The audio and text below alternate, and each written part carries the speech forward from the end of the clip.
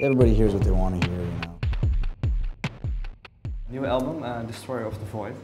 It's 3 years since your album Wild Mountain Nation.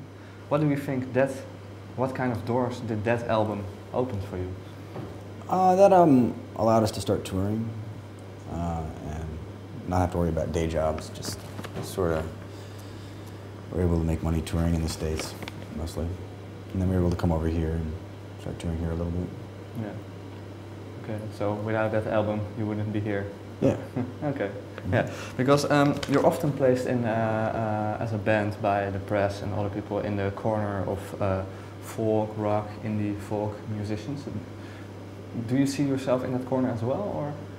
I don't know. I don't think I necessarily see myself anywhere. I just sort of do my thing, you know. Yeah, yeah, because maybe for you it's maybe a little bit a trivial question, but what made you play this kind of music in the first place? Do you remember that?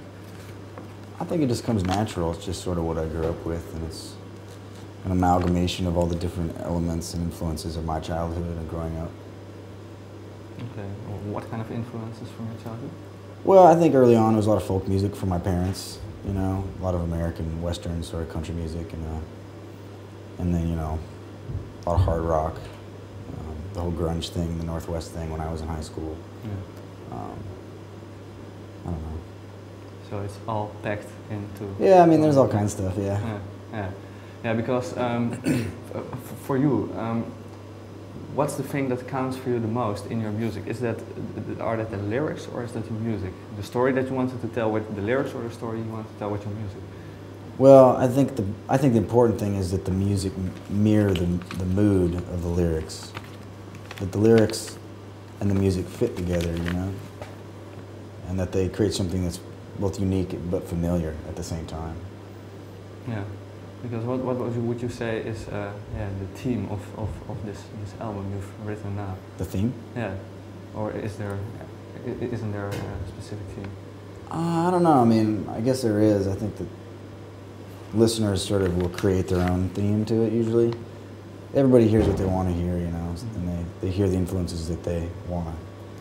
I don't know. I think that any record is sort of just a mirror of the person's listening to it in a lot of ways. But at the same time, you know, I'm obviously singing about very sort of Western American themes, and that's just because that's where I grew up. Okay. Yeah. Probably that simple. So in that way, because you're singing and writing and making music about the place you're from, in that way we can say it has a folkish tradition maybe in it, or not? Yeah, sure. Yeah. I mean, I don't know if that's what makes it folk music or not. I mean, I think nowadays folk music is really sort of I mean, it's a sound. It's, you know, there's a lot of people making folk music. I happen to do a lot of songs that are narrative, they're stories, you know, and that's sort of one aspect of that as well.